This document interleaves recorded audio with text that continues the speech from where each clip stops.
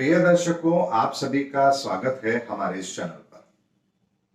दर्शकों, चुनाव संपन्न हो गए, एग्जिट पोल भी आपको पता लग गए।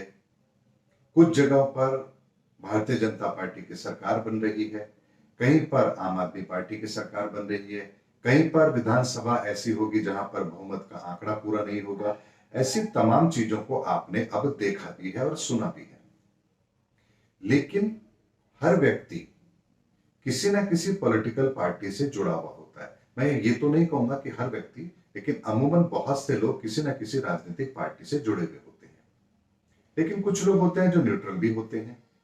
ऐसे में जो लोग न्यूट्रल होते हैं उनको कोई फर्क नहीं पड़ता कि चुनाव परिणाम किस तरह के आ रहे हैं। लेकिन जो राजनीतिक दृष्टिकोण से अपने आप को किसी पार्टी के साथ एसोसिएट करके रखते हैं, उन्हें चुनाव परिणाम बड़े विचलित भी करते हैं। और मैं भी अक्सर ये देखता हूं कि मैं जब भी कोई बात कहता हूं तो कमेंट्स बॉक्स में कुछ महानुभाव ये अवश्य कहते हैं कि आप तो बीजेपी के प्रवक्ता हैं, आप तो ये करते हैं, आप वो करते हैं। भाई, मैं आप लोगों से निवेदन करना चाहता हूं कि मैं कोई पॉलिटिकल व्यक्ति नहीं हूं जो किसी पार्टी विशेष की बात करूं या किसी व्यक्ति विशेष की बात करूं। मैं एक सकारात्मक दृष्टिकोण से ब्रह्मांड में ग्रहों की परिस्थिति का आकलन करके आप लोगों के सामने आपके फायदे के लिए क्या चीज हो सकती है उसका एक आकलन रखता हूं। और इससे यदि किसी की भावनाओं को ठेस पहुंचती है तो उसका मेरे पास कोई समाधान नहीं है। अब यदि बंगाल चुनाव के परिणाम आते हैं, भारतीय जनता पार्टी हारती है तो किसी एक पक्ष को तकलीफ होती है। अभी यूपी के चुनाव आएंगे, मान लीजिए भारतीय जनता पार्टी की सरकार बनती है तो किसी दूसरे पक्ष को तकलीफ होगी। यानी किसी ना किसी एक पक्ष को तो फायदा होगा तो दूसरे पक्ष को तकलीफ होना स्वाभाविक है। लेकिन हमें हमेशा से एक बात अवश्य ध्यान रखनी चाहिए, हम भारत के निवासी हैं। भारत हमारी अपनी भूमि है। इस पर हर तरह की विचारधारा के लोग रहते हैं। ऐसे में हम जो कर रहे हैं उसके आधार पर ही कुदरत हमें परिणाम देती है।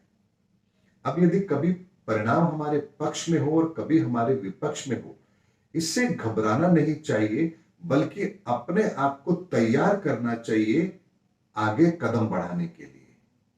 और इन परिणामों को हमें यह भी समझना चाहिए इसके द्वारा कि ईश्वर हमें क्या संकेत दे रहा है। हमारी मेहनत में कहां कमी रह गई है, हमारे विचारों में कहां शिथिलता आई है, हमें क्या करना चाहिए था जो हम नहीं कर पाए, और हमने ऐसा क्या किया जिसके कारण से परिणाम हमारे पक्ष में नहीं आए।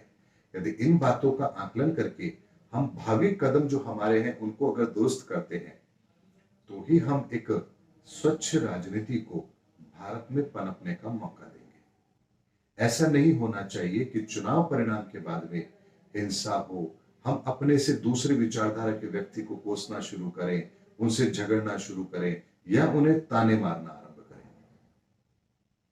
ये चुनाव परिणाम जो भी है, ये हमारे ही अपने ही लोगों के एक विचार है जो हमारे सामने आते हैं कि हम इस समय पर किस पर भरोसा कर रहे हैं और किसके साथ हम अपना भविष्य बेहतर देख रहे हैं।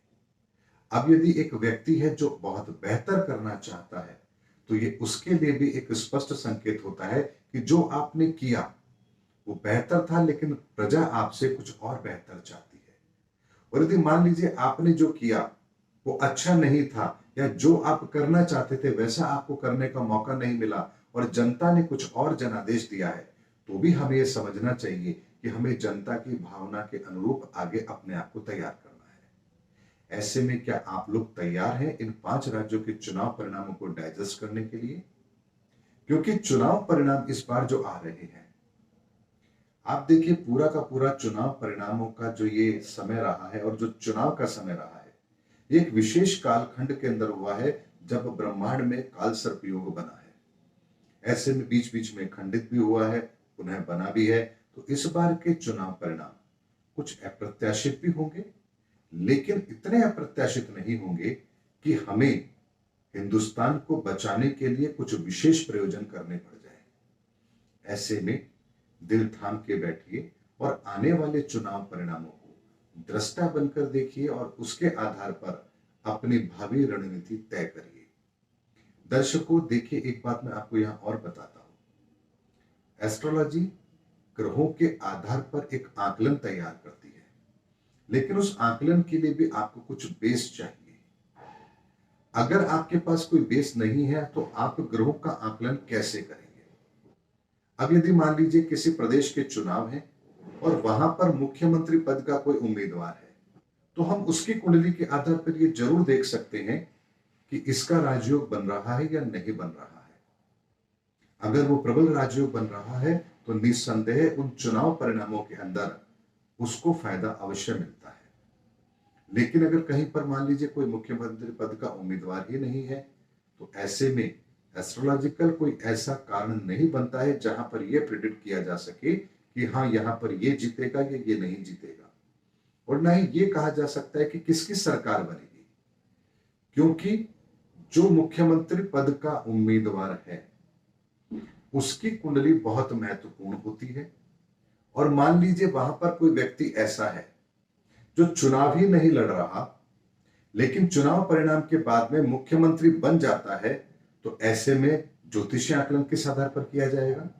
जैसे 2017 के अंदर भारतीय जनता पार्टी ने यूपी में चुनाव लड़ा, लेकिन मुख्यमंत्री बने योगी आदित्यनाथ। उन्होंने तो चुनाव नहीं लड़ा और ना ही चुनाव से पहले किसी को पता था कि वो मुख्यमंत्री बनेंगे। ऐसे में ज्योतिषीय आकलन किसके आधार पर किया जाता? इसीलिए दर्शकों, ज्योतिषीय आकलन के लिए भी कुछ पैरामीटर हैं जिनको मैं फॉलो करता हूं। मैंने पिछले कई चुनाव के अंदर कुछ एक्सपेरिमेंट किए भी हैं, लेकिन हर बार उन एक्सपेरिमेंट के अंदर कोई त्रुटियां भी अवश्य रहती है, क्योंकि ये ज्योतिषीय आकलन जब आप किसी समूह विशेष पर करते हैं, क्योंकि एक चुनाव हो रहे हैं, उस राज्य के करोड़ों वोटर हैं, हजारों प्रत्याशी चुनाव लड़ रहे हैं, अनेक पार्टियां चुनाव लड़ रही हैं, ऐसे में वहां का वोटर है उसका भी अपना एक रुझान है। ऐसे में सब कॉम्बिनेशन को एक जगह करना और उसके आधार पर प्रेडिक्शन देना, ये थोड़ा अलग विषय है। अगर ऐसा करना आसान होता तो कोई भी एस्ट्रोलॉजर फिर क्रिकेट के मैच का भी विश्लेषण कर दे कि ये टीम इतने रन बनाएगी, ये टीम इतने रन बनाएगी और उसका परिणाम ये होगा। ऐसा नहीं होता है। अगर ऐसा होता तो क्या रावण को यह नहीं पता था कि वो युद्ध में हारेगा? क्योंकि वो तो बहुत बड़ा ज्योतिषाचार्य था, उसने तो संहिता शास्त्र तक लिखा था। दर्शकों, एस्ट्रोलॉजी एक प्रकाश है जो आपको रास्ता दिखाती है। वो आपकी मंजिल को बदलती नहीं है, बल्कि आपको रास्ता दिखाती है कि रास्ता आपके लिए सुगम है या दुर्गम है। और उस सुगमता और दुर्गमता को देख करके ही आप अपना मार्ग निर्धारण करते हैं और मार्ग की कठिनाइयों को ध्यान में रखते हुए आप अपना पुरुषार्थ तय करते हैं। ये ज्योतिष का सिद्धांत है और ये हम पर लागू होता है। ऐसे में कौन कहां क्या जीतेगा, किसकी सरकार बनेगी, इसका इंतजार मुझे भी है, लेकिन हमें एक सकारात्मक दृष्टिकोण से हर चुनाव परिणाम को स्वीकार करना चाहिए और अपने आप को आने वाले भविष्य की रूपरेखा के लिए तैयार करना चाहिए। ये मेरी एक छोटी सी विनम्र अपील है आप सभी से। उम्मीद करता हूं दर्शकों मेरा वीडियो आपको जरूर पसंद आया होगा। अगले वीडियो के अंदर आपसे फिर भेंट होगी, तब तक हमारे चैनल पर बने रहिए। जय हिंद, जय भारत।